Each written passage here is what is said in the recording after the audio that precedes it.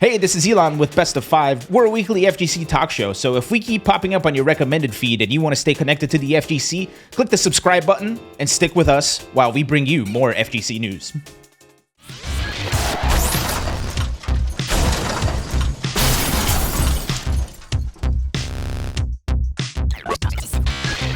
It's time for us to dive in, because we got a lot of stuff to talk about.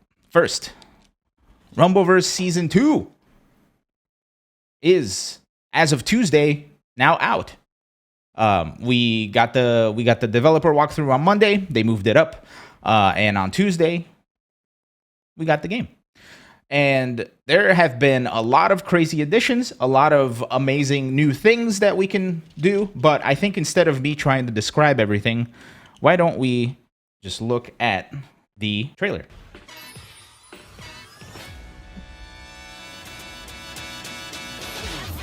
So some of the stuff that's on this trailer is not out yet, but the big thing is Low Kiki Island, which is a new island attached to the side of Grappital City now, which is about 2/3 the size of Grappital City. So it's a very substantial addition to the map. There will be limited time trios and quads. They're not out just yet. There's new weapons, the Starfish. There is, we haven't seen the Barbarian Scream just yet, but we have seen... Well, we haven't seen the Broom either, so that'll be coming down the line. The new Battle Pass looks amazing.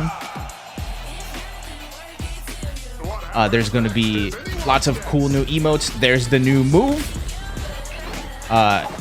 New move is pretty dang cool. We got Chonklas. So if you're a Chonkla person, you should be playing Rumbleverse. Now, let's get right into it. So, we'll talk about the Chonklas.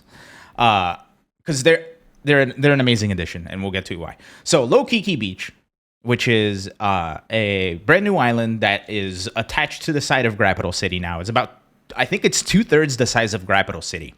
So, it's gigantic. And it's just attached to the side now. So, you get more things to do. There's some really, really cool stuff that they added along with like the terrain itself. First of all, there's the Lava Dome, right, which is this gigantic, like it looks like an American Gladiator arena. They have an area that's a giant ice cream cone that just has like everything you could possibly want off the bat, and but it's very dangerous. There's a giant conch that you can play that gives you buff. Need a mod for Chonklas, the Crocs. That would be really funny though. Maybe we can get one more version of that item, the Croc Chonkla. The Crocla. And along with the island comes a lot of mysteries, right? During the developer walkthrough, Keats specifically showed a secret door. Around the island are 2 other hatches and a bunch of other things, kind of leading us to believe that the Kraken is in the island somewhere. My assumption is that stuff will be a limited time mode, just because I've tried everything to try to open those doors, and none of them open. I've tried dang near everything I can think of. I've like put on my conspiracy hat, and I couldn't get anything. So, unless there's a secret there that we're all missing, I'm assuming this will all be tied down to a limited time mode where we'll all fight a gigantic Kraken boss or something, which will be super interesting. Now, along with free-to-play games do that, yeah. Along with the release of Season 2, we were also given this pretty cool Rumbleverse Season 2 roadmap. Let's take a gander at it, shall we? Oh, there we go. So, as of released on November 15th, which was on Tuesday, Low Kiki, the new location. We got the 2 new moves, which is the Razor's Edge, which is basically like the Razor Ramon Slam, and I forget what the other one is. It's like the Titanic Rush. It's basically like you turn into like a bull in a china shop type of thing. You just run people down. It's pretty great. On the bottom left, we got plant pots. We got the Starfish, which we were talking about earlier. We got Nachos. Nachos are a new healing item, which are pretty cool. And you got the Chonkla. That's one of the 3 versions of the Chonkla right there. the green flip flop. And we got the Insatiable perk, which essentially gives you extra healing stuff. But if you look at the very, very bottom, there is essentially a whole outline until what I believe to be the end of January, right? And you can see each little square has some icons in it. Automatic did a very good job of pointing this out, where if you look at the things that were released on the top, they all are in front of those icons. So for example, look at the new perk, the Insatiable perk on the bottom right of the top graphic. That's what's in the middle of the trios there, which comes out in the middle of November, which is right about nowish. So my assumption is that whatever this trios update is will be coming out within the next week or so. We don't know what the big circle is. My assumption is that's the limited time mode, but it looks like we'll be getting new perks and new items. Coming around December, we're going to get new special moves. We're going to get probably another limited time event and more items. New Year's, we're going to get new perks, new skills, mid-season quads, which I'm assuming is something that there'll be like a special event that they'll be doing after January, or in the middle of January, rather. And you can see by the big circle, I'm assuming that's a limited time event. And we get new items, new skills, and new perks. And last but not least, towards the end of January, we get big quads. Now, these will be all limited time modes. Everybody's been asking Iron Galaxy for trios and quads because apparently duos aren't enough. Well, they gave them to us. Now we have it. We're going to be getting trios probably in like the next week or so, which I'm super interested to see how they handle trios. It's going to be very interesting. Along with all of this new stuff, there were a host of changes that completely turned the game upside down in a very, very good way. I think it's not a secret that I wasn't the biggest fan of the latest patch, right? The season 1.5. It felt like the game was very sticky, and it felt like some of the things that were happening in the game seemed too out of my control for me to actually enjoy the game. There were things like Air Vicious Mist that made things very difficult. There were things like random like off-screen third-party giant elbows that do one-hit KOs. Supers that did one-hit KOs, all this other stuff that made the game seem very risky and not quite as fun. Along with the changes to the movement, it felt like the game was kind of like in a little bit of a rough spot for me personally. Right, I didn't enjoy it very much. I know I'm not alone in that, but I also know that there were people that did enjoy it, and that's perfectly fine. It just wasn't my cup of tea. With this new patch, they addressed a ton of the issues that I personally had with it, along with a lot of other quality of life things.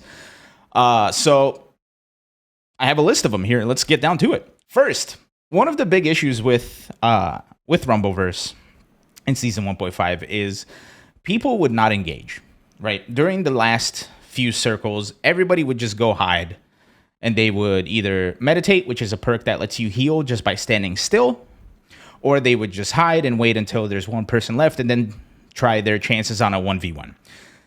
To curb that, they completely hit meditate the perk with a nerf hammer. Now meditate only works up to 50% of your health. So if you're above 50% of your health, you no longer heal, which is super interesting. Vicious Mist is slightly nerfed. It's slower.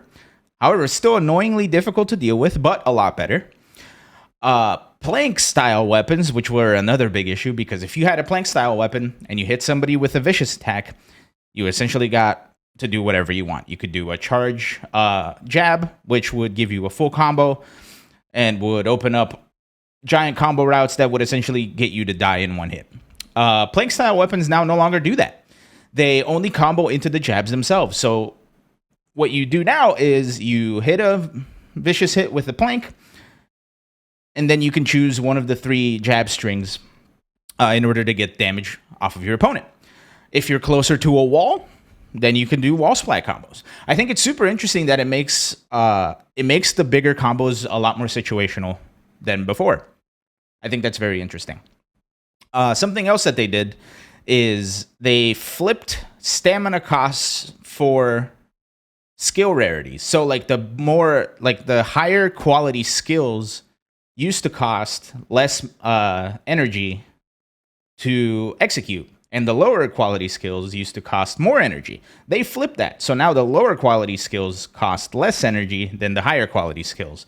So it gives you an incentive to use the lower quality stuff if you don't have enough stamina to spend on the higher quality stuff, which is super interesting. Super kick is fixed. They added it to the game. Super kick is a lot better now. It tracks a lot better. Essentially, it almost feels like a new attack. It's really cool. Along with all of this, they completely overhauled how block stun is handled, right? And I thought this was super interesting, and Keats went in depth with this in the developer showcase for Season 2.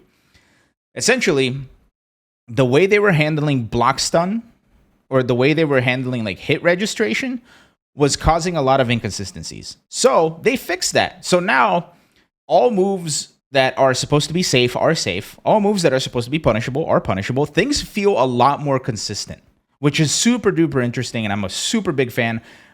I was convinced it was like a network issue, right? Where like things were not being read right because of latency. But boy, was I wrong. They completely fixed a lot of the issues that I was having and a lot of the inconsistencies that I was getting very frustrated with by overhauling how they handle the block stun and the hit registration. So big ups to them for that. Dodging was something that they completely changed for Season 1.5 that made things feel very sticky, right? I think I mentioned that it felt very sticky where you would dodge to move somewhere, but there would be so much recovery that you weren't able to do anything. Air dodging was a way of traversing before, and now that got taken away, the game felt a lot less movement oriented, right? They completely changed everything. Dodges are super fast now. They're still punishable, which is great, but dodges go super fast. You can once again chase people down with jump dodges. And I feel like they kind of found the happy medium between what it was in Season 1 and what it was in Season 1.5. So that was awesome. And the game feels a lot less sticky, and it feels a lot more responsive now. Along with that change is that combat itself feels like it's less risky, right? Because before, you would get into combat, and then one mistake would mean death. Right? You would be hella punished, and then, people would get one plank or one vicious mist, and then that was it. Right? With this change, since dodges recover more quickly, and it's like things feel more deliberate and things feel more situational, it feels like there's less overall risk for you losing outright when you're running around. So, and in addition to this, too, one of the big things they changed, which I completely forgot to write down, and I'm happy I remembered it, is damage changes for altitude. So one of the big things about this game is you can jump from the top of a skyscraper, you can elbow drop someone from up there, and it does big damage. With weapons and with other things, you were able to do well over the amount of damage for one person's health. So if you had a skyscraper and you had a weapon, or if you had a skyscraper that was high enough, you could land on someone with an elbow drop and you would instantly kill them. That's frustrating because it feels like you can't do anything, right? And sometimes, the big meme is it's all part of the Rumble. They completely change how that works.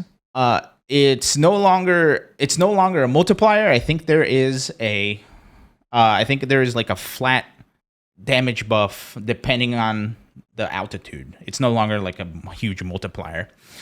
Another thing they did is arms powders got really, really nerfed. Arms powders are the stat boosters that give you more damage. Those no longer apply to how you earn perks, which makes them a little bit more useless than before. And supers now scale differently. So there is no chance. There is still a chance, but there's less chance of you getting one hit kill by a super after getting vicious misted or something else. So the game feels less risky to play, so people can take more liberties and attempt other crazy things instead of just camping it out, hoping to have the least amount of interactions as possible with other people. With that said, the update kind of broke a couple of things. For example, Sumo Slap was turned into an infinite. You were able to do air sumo slap into an air dodge, into another air sumo slap, into an air dodge, into another air sumo slap. As long as you had the stamina, you could basically do that infinite. Goal kick was another one. Goal kick is a move where you just kick someone up, they turn into a ball, they bounce off of a wall. You are able to hit the goal kick, bounce the enemy off of a wall, hit another goal kick, bounce them off the wall, etc., etc., etc., ad nauseum until you run out of stamina. With that said, as of either this morning or yesterday, I don't remember. I think it was yesterday. They already patched those out. They already fixed it. So, yeah, people over at Iron Galaxy really have their ear to the ground. So big ups to Keats, big ups to Keyman, Keenan. I think that's their name, right? Yeah, I'm pretty sure it's Keenan. And big ups to everybody over at Iron Galaxy because I was feeling very defeated with this game with the last patch, but now that this new patch is out and a lot of things have changed, in my opinion, for the better, I have been playing a lot more, and I've been having a lot more fun. So big ups to Iron Galaxy and everybody. Can't wait to see what's next. Can't wait to try trios and all that other fun stuff. I'm hoping to stream this on this channel. I haven't streamed release Rumbleverse yet. I've only streamed the betas on here. So I'm trying to find some time, and we'll play some Rumbleverse on here. I know everybody was worried that I was going to turn this into a Rumbleverse podcast. Well, here it is. Granted, this is probably all I'm going to talk about it for now.